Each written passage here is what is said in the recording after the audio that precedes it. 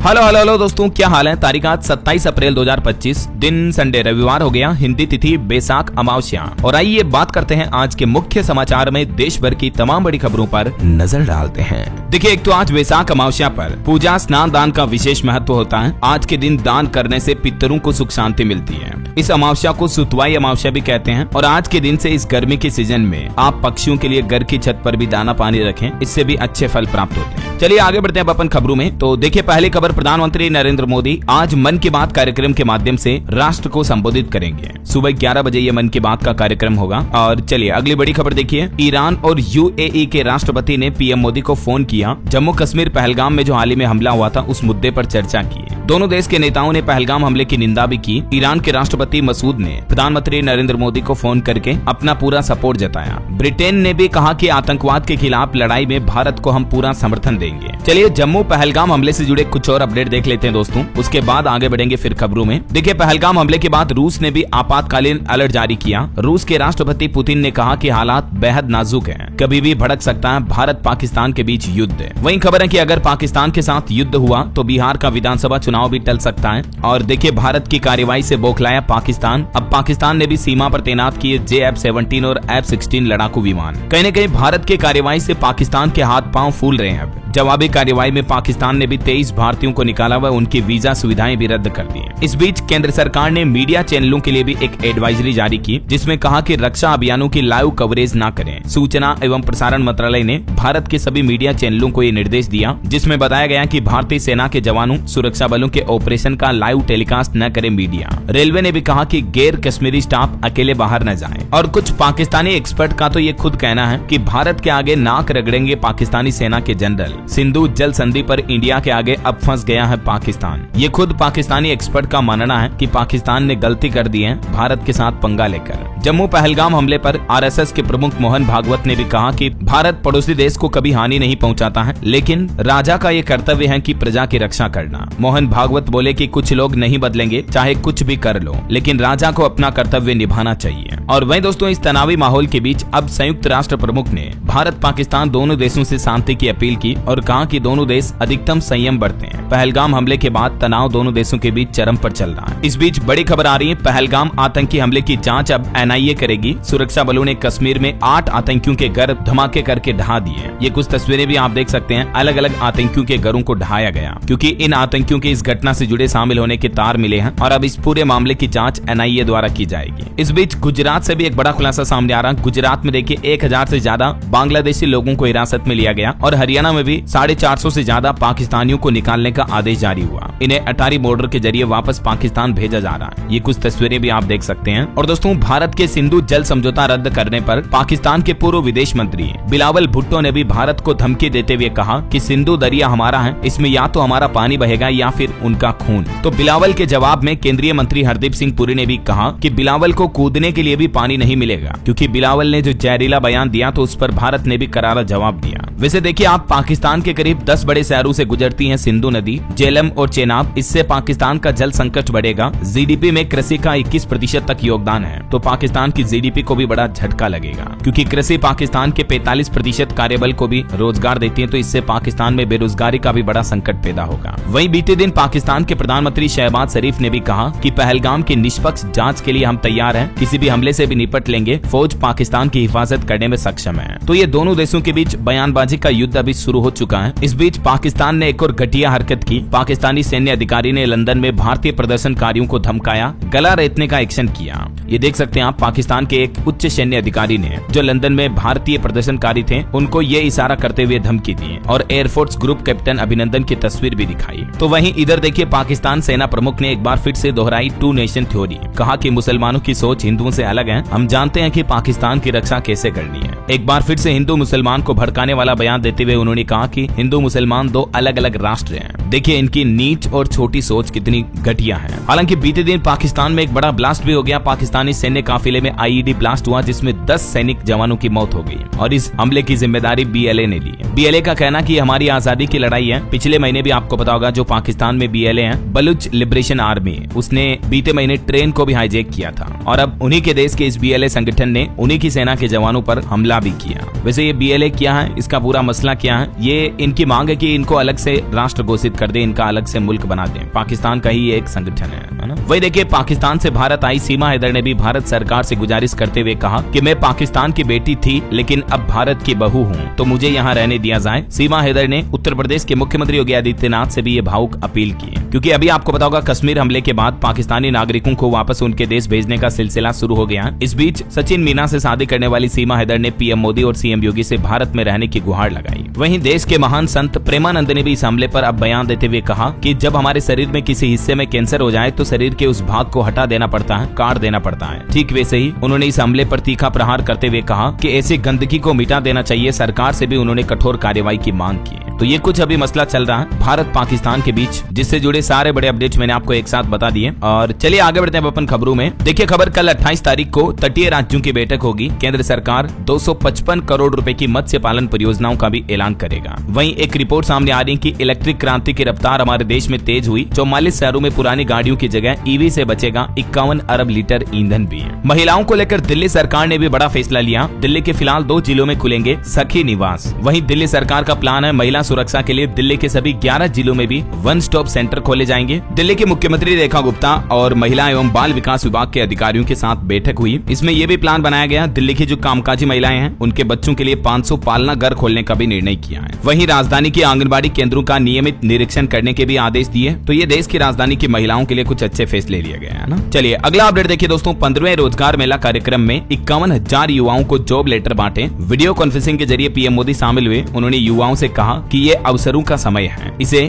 व्यर्थ न जाने दें। PM मोदी ने युवाओं से विकसित भारत के निर्माण में भागीदारी निभाने का आह्वान भी किया। चलिए खबर आ रही, भारत ने ब्रिक्स शेरपा बैठक में हिस्सा लिया। बहुपक्षीय सहयोग और सतत विकास पर भी चर्चा हुई। वहीं वर्ल्ड बैंक की तरफ से भी भारत के लिए एक अच्छी खबर सामने आई है। बीते 10 सालों में गरीबी से बाहर आए 17 करोड़ लोग। रोजगार का भी डेटा जारी किया वर्ल्ड बैंक की तरफ से। हालिया रिपोर्ट में यह दावा किया गया है कि बीते 10 सालों में भारत के करीब 17 करोड़ से भी ज्यादा लोग एक्सट्रीम पुअर्टी यानी गंभीर गरीबी से बाहर आए हैं। गरीबी मिटाने के मामले में भारत ने यह नया इतिहास रचा है। ग्रामीण क्षेत्रों में भी गरीबी 18.4% से घटकर अब 2.8% ही रह गई है। वर्ल्ड बैंक की नवीनतम रिपोर्ट के डेटा भी आप देख सकते हैं। और इसके साथ ही Bharat lower middle income category में भी आ गया है और वैश्विक गरीबी उन्मूलन के क्षेत्र में अग्रणी बनकर उभरा है। चलिए अगला अपडेट देखिए, रिलायंस इंडस्ट्री के डायरेक्टर बने अनंत अंबानी। अब संभालनी होगी इस नई कंपनी की जिम्मेदारी। मुकेश अंबानी के छोटे बेटे अनंत को यह बड़ी जिम्मेदारी सौंपी गई है। रिलायंस इंडस्ट्रीज के एग्जीक्यूटिव डायरेक्टर बनाया गया। अगले महीने 1 मई से ये अपना पद संभालेंगे। 5 साल का इनका कार्यकाल होगा। चलिए हवाई यात्रियों पर सरकार ने आंकड़े जारी करते हुए कहा कि पिछले साल की तुलना में हवाई यात्रियों की संख्या इस साल 8.79% बढ़ी है। बीते महीने मार्च में ही तकरीबन 1.5 करोड़ लोगों ने हवाई यात्रा से उड़ान भरी। चलिए अगली बड़ी अच्छी खबर देखिए, 5 साल बाद फिर शुरू होगी कैलाश मानसरोवर यात्रा। चाइना ने भी इजाजत दे दी है। उत्तराखंड और सिक्किम के रास्ते 15 जत्थों में 750 श्रद्धालु जाएंगे। और इस साल कैलाश मानसरोवर यात्रा की शुरुआत 30 जून से होने जा रही है, जो कि 25 अगस्त तक चलेगी। विदेश मंत्रालय की तरफ से इस यात्रा के लिए आवेदन की वेबसाइट भी ओपन कर दी है। तो जो तीर्थ यात्री जाना चाहते हैं वो इस ऑनलाइन पोर्टल पर आवेदन कर सकते हैं। आवेदन करने की अंतिम तारीख 13 मई है। हाल ही में भारत सरकार और चाइना सरकार के बीच कुछ समझौते भी हुए थे। उसके बाद भारत चाइना के रिश्ते अच्छे बनते दिख रहे हैं। चलिए अगला अपडेट देखिए, राहुल गांधी बोले कि मौजूदा पॉलिटिक्स में विपक्ष को कुचलने का टारगेट है। मीडिया को कमजोर किया जा रहा। दुनिया में लोकतांत्रिक राजनीति मौलिक रूप से बदल गई है। वहीं कलकत्ता हाईकोर्ट ने एक बड़ा फैसला सुनाया। नाबालिग के ब्रेस्ट छूना मतलब रेप की कोशिश नहीं है, लेकिन इस मामले को गंभीर यौन उत्पीड़न बताते हुए कलकत्ता हाईकोर्ट ने आरोपी को जमानत भी दे दी है। कलकत्ता हाईकोर्ट ने कहा कि नशे में नाबालिग लड़की के साथ इस तरह का प्रयास करना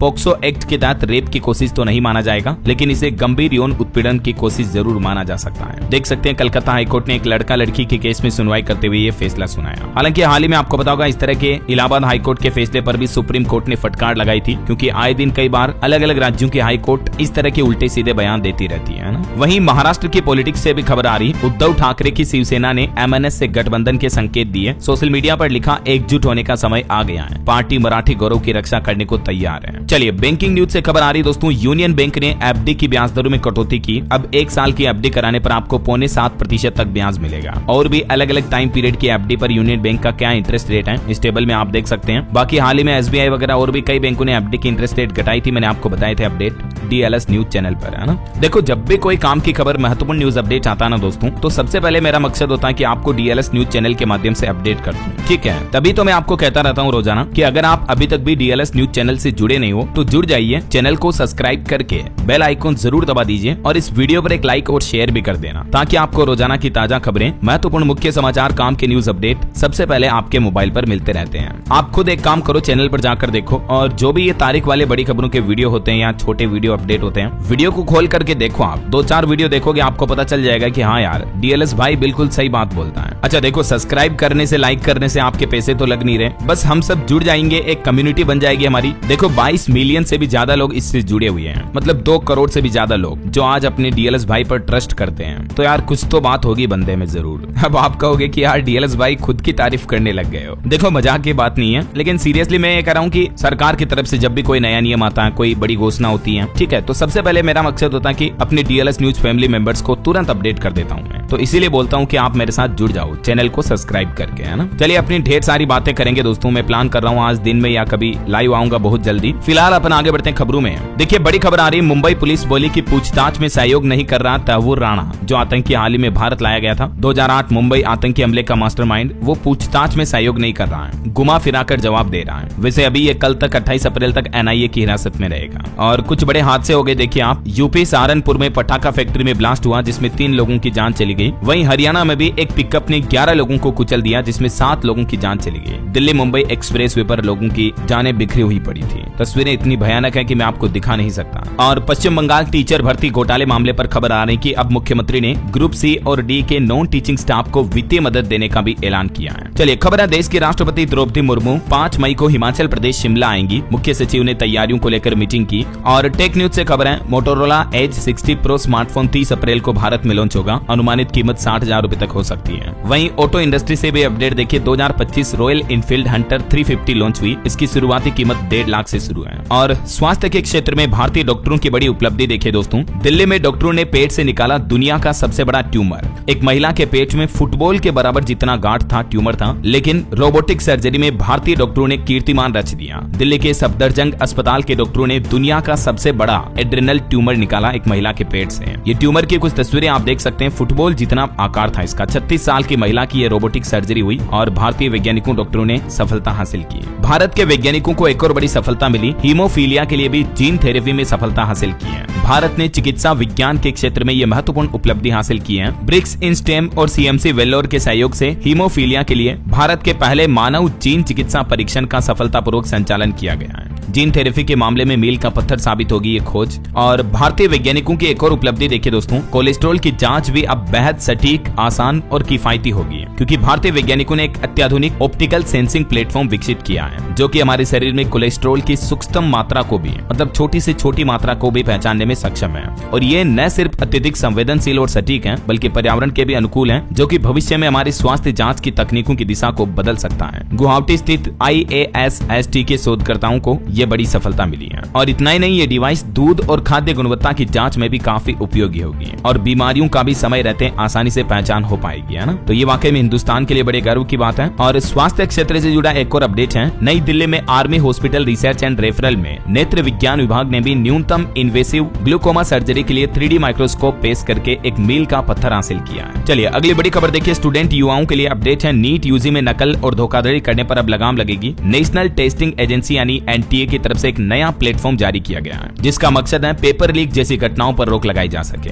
और रेल यात्रियों के लिए एक बड़ी अच्छी खबर देखिए, रेलवे स्टेशन पर अब यात्रियों को लाइन में नहीं लगना पड़ेगा, बल्कि QR कोड स्कैन करके अब आप ट्रेन का टिकट बुक कर पाएंगे। जैसे QR कोड से आप पेमेंट करते हो ना फोन पे, गूगल पे, पेटीएम के जरिए, ठीक वैसे ही अब आपको रेलवे स्टेशन पर भी ये नई सुविधा मिलने जा रही है, जिससे कि आपको रेलवे काउंटर, टिकट काउंटर पर लंबी लंबी लाइन में नहीं लगना पड़ेगा। बहरहाल अभी तो कुछ और महत्वपूर्ण और काम की खबरें देखेंगे दोस्तों अपन, लेकिन फिलहाल वक्त तो चला है आज के ताजा मौसम समाचार जानने का। तो देखिए दोस्तों, गर्मी के हालातों के बीच मौसम विभाग की तरफ से देश के 24 राज्यों में आंधी, तूफान और बिजली गिरने का अलर्ट जारी किया है। पूर्वोत्तर भारत के भी कई राज्यों में भारी बारिश का खतरा है। बीते 1-2 दिन से बारिश और तूफान की वजह से अधिकतर राज्यों में गर्मी कम हुई, तापमान कम हुआ। अरुणाचल प्रदेश में भी देखिए तेज बारिश हुई, ओले गिरे। नदी किनारे फंसे 3 लोगों का हाथियों की मदद से रेस्क्यू किया गया। कुछ और अलग अलग राज्यों के मौसम अपडेट देखिए आप। राजस्थान के भी 15 जिलों में आज आंधी बारिश का अलर्ट है। जैसलमेर, बीकानेर, जयपुर, अलवर में भी बादल छाए। 3 शहरों में पारा 44 डिग्री के पार चल रहा है। इधर मध्य प्रदेश में भी भोपाल में बूंदाबांदी हुई। रायसेन, नर्मदापुरम समेत कुछ जिलों में बारिश हुई। MP में अगले 4 दिन मौसम ऐसा ही रहेगा। छत्तीसगढ़ में भी तेज गर्मी के बीच आंधी बूंदी बारिश और ओले गिरने का अलर्ट जारी हुआ। रायपुर, दुर्ग, राजनांदगांव में 3 दिन तक गरज चमक के साथ बौछारें पड़ेगी। वहीं झारखंड में भी बदलेगा मौसम का मिजाज। अगले 3 दिन में 7 डिग्री तक गिर सकता है तापमान। मौसम विभाग की तरफ से येलो अलर्ट जारी हुआ। पंजाब में 4 दिन तक हीट वेव का अलर्ट है। बठिंडा अभी सबसे गर्म चल रहा है, जिसका तापमान 44.5 डिग्री है। हालांकि पंजाब के 2 जिलों में आज बारिश की भी संभावना है। हरियाणा में भी मौसम बिगड़ा, इस वजह से मुख्यमंत्री का हेलीकॉप्टर भी नहीं उड़ सका। हरियाणा के 3 शहरों में बारिश और तूफान की चेतावनी है। पहाड़ी राज्यों की बात करें दोस्तों तो हिमाचल के 8 जिलों में बारिश के आसार रहेंगे। 7 शहरों में तापमान 35 डिग्री के पार चल रहा है। और भी अगले 24 घंटों के दौरान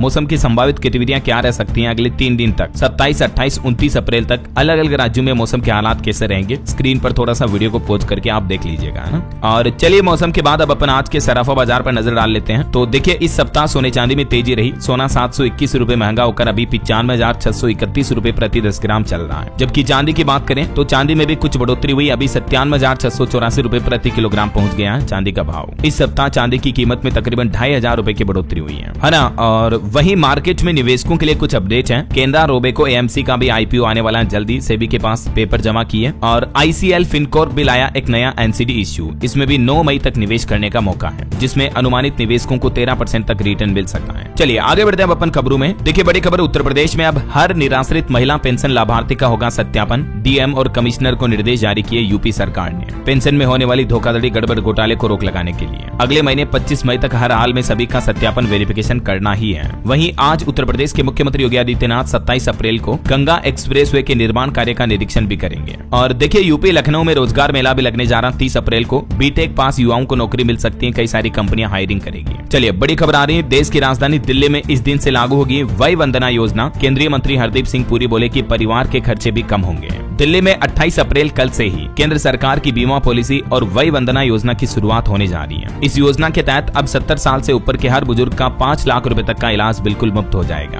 और बिहार वासियों को भी बड़ा तोहफा दिया है। मुख्यमंत्री नीतीश कुमार ने बिजली सस्ती कर दी है। राज्य के तकरीबन 63 लाख परिवारों को फायदा होगा। बिहार सरकार की तरफ से मैंने आपको बताया ना, बीते दिन लगभग 16,000 करोड़ रुपए की बिजली सब्सिडी को मंजूर किया है। तो ये सब्सिडी के बाद अब ग्रामीण उपभोक्ताओं को प्रति यूनिट 40 पैसे और स्मार्ट मीटर वाले उपभोक्ताओं को भी 25 पैसे प्रति यूनिट सस्ती बिजली का फायदा मिलेगा, राहत मिलेगी। और भी ज्यादा जानकारी आप देख सकते हैं बिहार सरकार के इस बिजली सब्सिडी के फैसले के बारे में, है ना। और बिहार वासियों के लिए एक और अपडेट आ रहा, किसानों के लिए भी बड़ा कदम है। कृषि यंत्रों के अनुदान नीति की भी समीक्षा करेगी बिहार की नीतीश सरकार। राज्य के डिप्टी सीएम विजय कुमार सिन्हा की तरफ से ये निर्देश जारी किए गए। चलिए खबर आ रही है, मध्य प्रदेश के मुख्यमंत्री डॉक्टर मोहन यादव आज करेंगे एमपी टेक ग्रोथ कॉन्क्लेव 2025 का शुभारंभ। और इस कार्यक्रम में देश दुनिया के टेक दिग्गज हिस्सा लेंगे। 27 अप्रैल को मध्य प्रदेश इंदौर में ये शुभारंभ होने जा रहा। टेक्नोलॉजी के क्षेत्र में मध्य प्रदेश में कई नए निवेश आने की भी संभावना होगी। इससे तो कई युवाओं को रोजगार भी मिलेंगे, है ना। चलिए अगली खबर आ रही, भारतीय अंतरिक्ष एजेंसी इसरो जो है वो अंतरिक्ष आपदाओं के अंतर्राष्ट्रीय चार्टर का प्रमुख बना। 6 महीने तक रहेगा इसका कार्यकाल।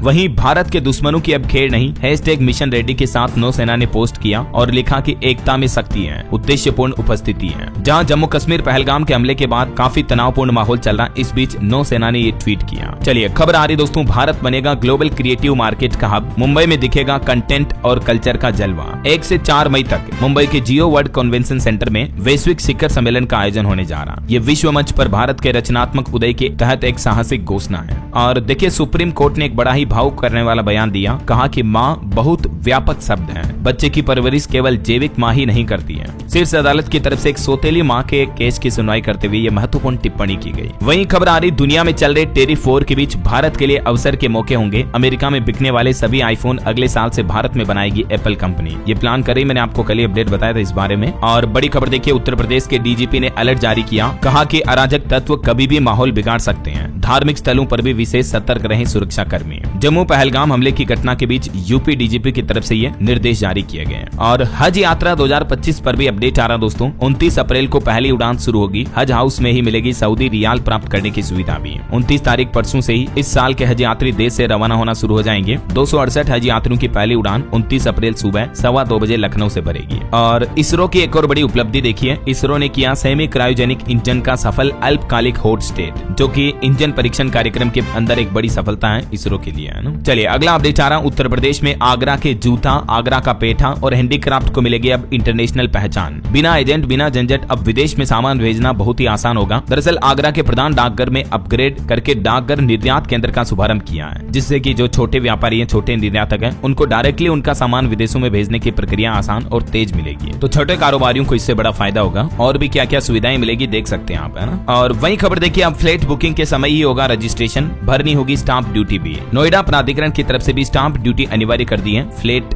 बुकिंग पर। बिल्डरों और खरीदारों ने हालांकि इस पर आपत्ति जताई है, लेकिन ये निर्देश जारी हो चुके हैं। नए नियम की ज्यादा जानकारी आप देख सकते हैं। और वहीं भारत के एमएसएमई सेक्टर ने भी भारतीय मानक ब्यूरो BIS के सामने अपनी कुछ मांगे रखी हैं, जिसमें प्रमुख मांग है एकल खिड़की परामर्श प्रणाली स्थापित की जाए। अब भारत सरकार का MSME मंत्रालय इस पर क्या फैसला लेता है देखना होगा। वहीं खबर आ रही उत्तर प्रदेश में भीषण गर्मी के चलते DM की तरफ से एक नया आदेश जारी हुआ। स्कूलों का समय भी बदल चुका है। यूपी आगरा DM ने स्कूलों की नई टाइमिंग जारी की, देख सकते हैं आप। और खबर है दोस्तों, अगले महीने 1 मई से हरियाणा गुरुग्राम में शुरू होगा मेट्रो कॉरिडोर के विस्तार का काम भी। और बिहार से एक और बड़ी खबर देखिए, तिरहुत रेंज के 14 अपराधियों की संपत्ति होगी जब्त। चुन्नू ठाकुर और रणंजय ओंकार को भी भेजा गया नोटिस। दिल्ली से एक और बड़ी खबर आ रही है, सरकार के 3 विभागों के कर्मचारियों की छुट्टियां रद्द की गई। 15 सितंबर तक इस वजह से रोक लग गई है। दरअसल दिल्ली सरकार ने आने वाले मानसून के दौरान जल भराव की समस्या को खत्म करने के लिए यह नया प्लान बनाया है। और इस बीच लोक निर्माण विभाग, दिल्ली जल बोर्ड और सिंचाई एवं बाढ़ नियंत्रण विभाग के कर्मचारियों की छुट्टियों को 15 सितंबर तक कैंसिल कर दिया। केवल स्वास्थ्य संबंधित आपात स्थिति में ही छुट्टी मिल पाएगी, मतलब बीमार वगैरह हो जाता है तो ही। बाकी दिल्ली में इस बार मतलब सरकार का प्लान है, जब मानसून आएगा, बारिश का सीजन होगा, उससे पहले ही जल भराव की समस्या को खत्म करना, ताकि दिल्ली वासियों को बाढ़ वगैरह और पानी भरने की समस्या से ना जूझना पड़े, है ना। वहीं जम्मू पहलगाम हमले के कुछ और अपडेट देखिए दोस्तों। पहलगाम अटैक के बाद अब झारखंड धनबाद में भी 15 जगहों पर ATS ने रेड डाली। 5 लोगों को हिरासत में लिया गया। लैपटॉप और हथियार मिलने की भी खबर है। डार्क वेब से आतंकी संगठन से जुड़े होने का शक है इन लोगों पर। वहीं महाराष्ट्र के एक मंत्री ने भी बयान दिया, कहा कि हिंदू खरीदारी करने से पहले धर्म पूछें,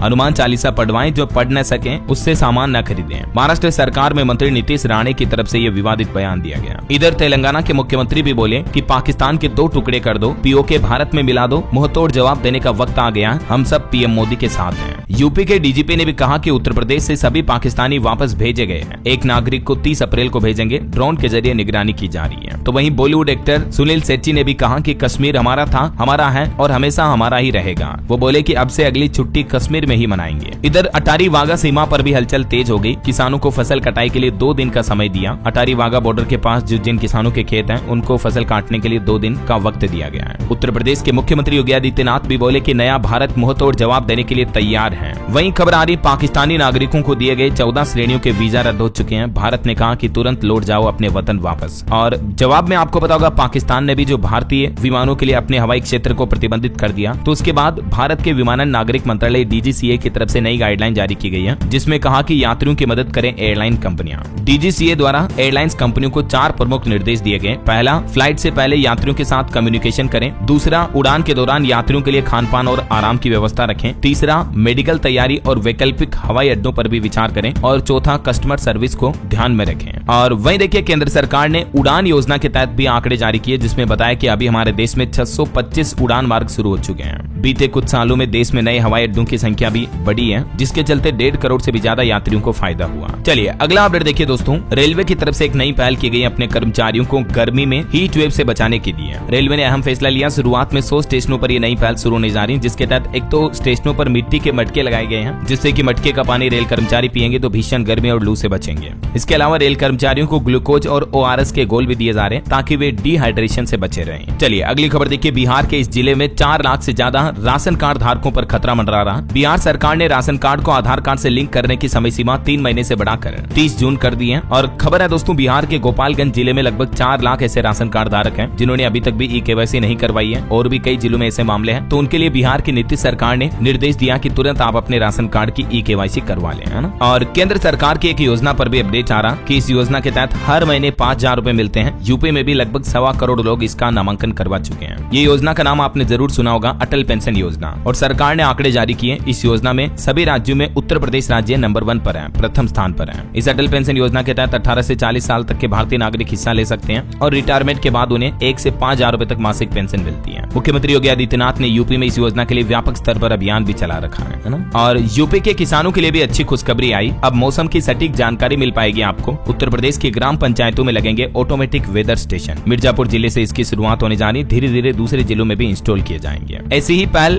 झारखंड में भी की जा रही है। झारखंड, रांची, जमशेदपुर के बाद अब देवघर में भी खुलेगा मौसम विज्ञान केंद्र। डॉपलर वेदर रडार सिस्टम लगाया जाएगा, जिससे कि राज्य के लोगों को आसानी से मौसम अपडेट लाइव मिलते रहेंगे, है ना। चलिए अगला अपडेट देखिए। बिहार के मोतिहारी में 1 लाख से भी ज्यादा लोगों को 3 महीने में मिलेगी खुशखबरी। चुनाव से पहले केंद्र की नरेंद्र मोदी सरकार ने फैसला लिया है। पूर्वी चंपारण में प्रधानमंत्री आवास योजना के तहत 1 लाख से भी ज्यादा लोगों को, गरीबों को घर दिया जाएगा। वहीं देखिए उत्तराखंड में अवैध रूप से रहने वाले विदेशी नागरिक होंगे चिन्हित, तुरंत उन्हें वापस विदेश भेजा जाएगा। पाकिस्तानी और बांग्लादेशी नागरिकों के पहचान करने के निर्देश जारी कर दिए उत्तराखंड के मुख्यमंत्री पुष्कर सिंह धामी सरकार द्वारा। और हरियाणा सरकार का भी एक बड़ा फैसला देखिए। पहाड़ी वन क्षेत्र में पानी रोकने के लिए डैम बनाएगी, यानी बांध बनाएगी हरियाणा की नायब सिंह सैनी सरकार। मुख्यमंत्री ने अधिकारियों के साथ बैठक में निर्देश जारी किए। और हरियाणा के जो पहलगाम में शहीद हुए लेफ्टिनेंट विनय नरवाल, उनके परिजनों को भी हरियाणा सरकार 50 लाख रुपए देगी। सीएम नायब सैनी ने यह भी ऐलान किया। चलिए खबर आ रही है मध्य प्रदेश में पीएम श्री एयर एम्बुलेंस के लिए हर महीने 1.5 करोड़ रुपए का भुगतान किया जाएगा। इसका लाभ औसतन केवल 5 रोगियों को मिलेगा। स्वास्थ्य अधिकारी की तरफ से ये डेटा जारी किया गया, देख सकते हैं आप। वहीं राजस्थान जयपुर में association of small and medium newspapers of India का 31वां राष्ट्रीय अधिवेशन का आयोजन भी हुआ। और एक भ्रष्टाचार के खुलासे की खबर देखिए। उत्तर प्रदेश में पानी भरते ही गुब्बारे की तरफ फटी 3.5 करोड़ की लागत से बनी पानी की टंकी। तेज धार पानी ने भारी नुकसान भी कर दिया। यूपी के लखीमपुर का मामला है, शेखपुर गांव का, जहां पानी की नई टंकी बनाई गई। पहली बार जब उसे भरा गया तो गुब्बारे की तरफ फूट गई है। ग्रामीणों का कहना कि टंकी निर्माण में बहुत ही घटिया तरीके से काम करवाया गया। ये देख सकते हैं आप, कुछ तस्वीरें भी हैं। चलिए वक्फ विरोध में देखिए फिर से मुसलमान एक्टिव हुए। केंद्र सरकार के खिलाफ मुसलमानों ने जुलूस निकाला। बिहार मुजफ्फरपुर में वक्फ संशोधन कानून का विरोध किया। डीएम के जरिए राष्ट्रपति को ज्ञापन भी भेजा और इस कानून के वापसी की मांग की। अभी एक दिन पहले आपको पता होगा वक्फ कानून को लेकर केंद्र की नरेंद्र मोदी सरकार ने 1332 पन्नों का हलफनामा रखा, सुप्रीम कोर्ट में पेश किया। और बाकी अब तो इंतजार है। देश के सर्वोच्च न्यायालय में इस मामले को लेकर 5 मई को अगले महीने सुनवाई होनी है। उस दिन क्या क्या फैसला सुनाया जाता है, जो भी अपडेट आएगा मैं आपको बता दूंगा। बाकी केंद्र सरकार ने जो सुप्रीम कोर्ट में हलफनामा रखा, उसके कुछ मुख्य बिंदु आप देख सकते हैं। चलिए खबर आ रही, आकाशवाणी ने India audio summit and awards 2025 में विभिन्न श्रेणियों में कुल 6 पुरस्कार जीते हैं। वहीं खबर है देश भर में स्थापित किए जाएंगे 1,75,000 आयुष्मान आरोग्य मंदिर भी। स्वास्थ्य और परिवार कल्याण मंत्री की तरफ से ये जानकारी दी गई, जिससे कि लोगों को बेहतर स्वास्थ्य सुविधाएं मिल पाए। विदेश मंत्री डॉक्टर एस जयशंकर ने मिस्र के अपने समकक्ष डॉक्टर बद्र से फोन पर बातचीत की और आतंकवाद का डटकर मुकाबला करने के महत्व पर चर्चा की। वहीं देखिए पोप फ्रांसिस का अंतिम संस्कार हुआ। देश की राष्ट्रपति द्रौपदी मुर्मू, डोनाल्ड ट्रंप समेत दुनिया के 170 देशों के प्रतिनिधि अंतिम यात्रा में शामिल हुए। ये कुछ तस्वीरें भी आप देख सकते हैं। पोप फ्रांसिस को रोम की चर्च में दफनाया गया। उनके मकबरे पर लिखा गया फ्रांसिसस। उनके अंतिम संस्कार में तकरीबन 2.5 लाख लोग शामिल हुए। चलिए कुछ और रैपिड न्यूज अपडेट देखते हैं फटाफट से। देखिए भारत अपने परमाणु ऊर्जा में 49% विदेशी हिस्सेदारी निवेश की अनुमति देगा। वहीं खबर है पायल कपाड़िया को प्रतिष्ठित फ्रांसीसी पुरस्कार से सम्मानित किया गया। चाइना ने गैर परमाणु हाइड्रोजन बम का सफलतापूर्वक परीक्षण भी किया। केप बेल विल्सन ने एयर इंडिया एक्सप्रेस के चेयरमैन पद से इस्तीफा दिया। FTII को मानित विश्वविद्यालय संस्थान घोषित किया गया भारत में। और खबर है हिमाचल प्रदेश में कर्मचारी सेवा शर्तें अधिनियम लागू हुआ। अनुबंध नियुक्ति पर भी रोक लगी है। हिमाचल सरकार द्वारा यह फैसला लिया गया। वहीं देखिए सैमसंग कंपनी ने बड़ा दांव खेला। 1000 करोड़ रुपए का निवेश करने जा रही सैमसंग कंपनी चेन्नई के नजदीक अपने प्लांट में। इससे सैकड़ों नई नौकरियों के अवसर भी पैदा होंगे। और देखिए छत्तीसगढ़ राज्य देश का पहला ऐसा राज्य बन चुका है जहां अब जमीन, प्लॉट, मकान, भूमि की रजिस्ट्री के साथ ही भूमि रिकॉर्ड भी अपडेट हो जाएगा। मंत्री ओपी चौधरी बोले कि इससे जनता को भ्रष्टाचार से मुक्ति मिलेगी। वहीं खबर देखिए उत्तर प्रदेश के 400 गांवों को मिलेगी बाढ़ से मुक्ति। नदी के लिए बन रहा 7 किलोमीटर का चैनल। मुख्यमंत्री योगी आदित्यनाथ ने भी निरीक्षण किया। शारदा नदी के ऊपर ये चैनल बन रहा है। और खबर आ रही अगले 5 सालों में मध्य प्रदेश में बनेगी 1 लाख किलोमीटर की सड़कें। एमपी के विकास को नई रफ्तार मिलेगी। वहीं देखिए झारखंड सरकार का प्लान, राज्य के सभी सदर अस्पतालों में ऑपरेशन थिएटर हाईटेक किए जाएंगे। मरीजों को मिलेगी बेहतर चिकित्सा सेवाएं। चलिए अगला अपडेट देखिए। अब भारत के पहले AI मॉड्यूल की एंट्री होने जा रही है। चाइना के डीपसीक और चैट जीपीटी को भी कांटे की टक्कर मिलेगी। भारत जल्द ही अपना स्वदेशी आर्टिफिशियल इंटेलिजेंस प्लेटफॉर्म विकसित करने जा रहा है। चलिए कुछ और स्टेट न्यूज अपडेट देख लेते हैं फटाफट से। देखिए राजस्थान में अब आपको घर बैठे ऑनलाइन मिलेगा प्रॉपर्टी का मालिकाना हक। 315 शहरी निकायों में ई पट्टा की सुविधा शुरू हुई। वहीं राजस्थान में अर्जुन टैंक ने किया युद्धाभ्यास। BSF ने कहा हमने सीमा पर गांव खाली नहीं कराए। हमले के विरोध में कई शहर बंद हैं। खबर है मध्य प्रदेश में देखिए 50,000 से अधिक नर्सिंग छात्रों को राहत मिली। हाईकोर्ट ने फैसला सुनाया 28-29 अप्रैल को हर हाल में परीक्षाएं होनी चाहिए।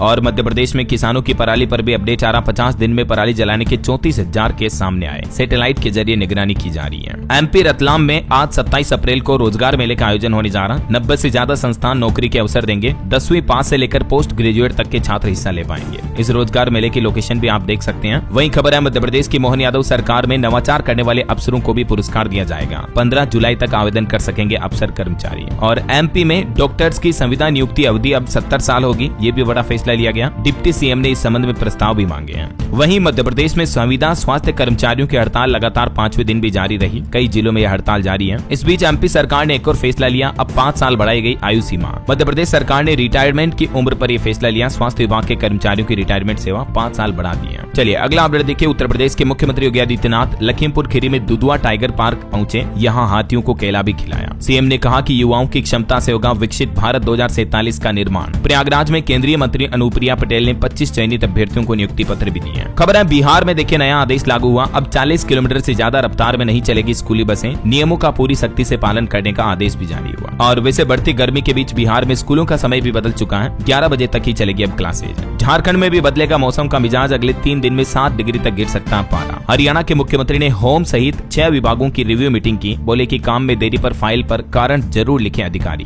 वहीं हरियाणा सरकार लेफ्टिनेंट के परिवार को 50 लाख और नौकरी भी देगी, मैंने आपको बताया था अपडेट। और हरियाणा में विद्युत उपभोक्ता संरक्षण सेल शुरू हुआ, डिविजनल लेवल पर गठित होंगे शिकायत निवारण मंच भी। और देखिए हरियाणा में बागेश्वर धाम के पंडित धीरेन्द्र कृष्ण शास्त्री भी बोले कि आतंकी पंचर पुत्र हैं। गुरुग्राम में उन्होंने कहा कि हमले में क्षेत्र या जाति नहीं बल्कि धर्म पूछा। हिंदुओं से भी उन्होंने कहा कि 4 बच्चे पैदा करें। और खबर है पंजाब जालंधर में इंपीरियल अर्बन कोऑपरेटिव बैंक का लाइसेंस रद्द कर दिया आरबीआई ने। वहीं चंडीगढ़ में शिक्षकों को ड्रेस कोड अनिवार्य पालन करना होगा, अब नया नियम लागू हो चुका है। और पंजाब सरकार 350 करोड़ का सड़क सुधार प्रोजेक्ट भी शुरू किया है, सड़कों को रिपेयर किया जाएगा। हिमाचल प्रदेश में धरना देने वाले 6 टीचर को सस्पेंड किया गया। और खबर है जम्मू कश्मीर आतंकी हमले के बाद गुजरात में भी हाई अलर्ट जारी हुआ, सोमनाथ द्वारका में सुरक्षा बढ़ाई गई। उत्तराखंड में बिना अनुमति के चल रहे 180 मदरसे सील किए जाएंगे। उत्तराखंड चारधाम यात्रा अपडेट को लेकर भी मुख्य सचिव ने बद्रीनाथ केदारनाथ धाम पहुंचे और निरीक्षण किया। चलिए कुछ एजुकेशनल खबरें देख लेते हैं दोस्तों। देखिए उत्तर प्रदेश में परिवहन निगम करने जा रहा सीधी भर्ती, इसकी डेट वगैरह की ऑफिशियल जानकारी आपको यूपी गवर्नमेंट के पोर्टल पर देखने को मिल जाएगी। और उत्तराखंड में आउटसोर्स और संविदा से भर्ती 70,000 कर्मचारियों पर लटकी तलवार। जॉब एजुकेशन के कुछ और अपडेट देखिए। नर्सिंग के 11,389 और पटवारी के 2300 पदों पर भर्ती निकली हुई है। एक तो बिहार तकनीकी सेवा आयोग में ये भर्ती निकली है, जिसकी लास्ट डेट 23 मई है। ठीक है, 11,000 से ज्यादा पदों पर भर्ती है। और गुजरात में पटवारी की वैकेंसी निकली हुई है, जिसका नोटिफिकेशन जारी हो चुका 24 अप्रैल को, अभी तक इसकी अंतिम तारीख जारी नहीं हुई है।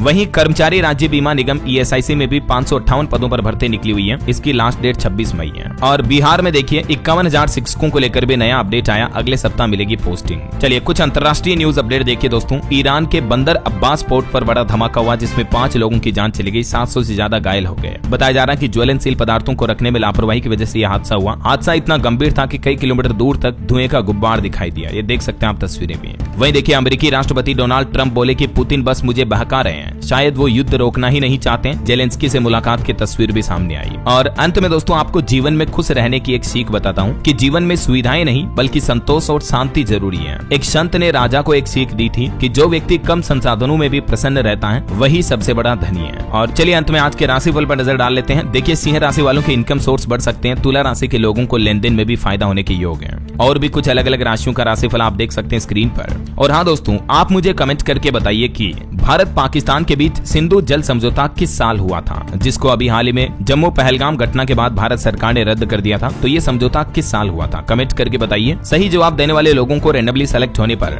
DLS न्यूज टीम की तरफ से एक शानदार सरप्राइज गिफ्ट जीतने का मौका मिलेगा। और इसी के साथ ही अगर आपको वीडियो अच्छा लगा तो इसे लाइक करना, शेयर भी करना। DLS न्यूज चैनल को सब्सक्राइब करके बेल आइकन जरूर दबा देना, रोजाना ऐसी इन्फॉर्मेटिव जानकारियां, महत्वपूर्ण समाचार देखते रहने के लिए। ओके, ख्याल रखिएगा अपने आप का, अपने परिवार का। मिलेंगे अगले नेक्स्ट अपडेट में, तब तक के लिए जय हिंद, जय भारत, वंदे मातरम।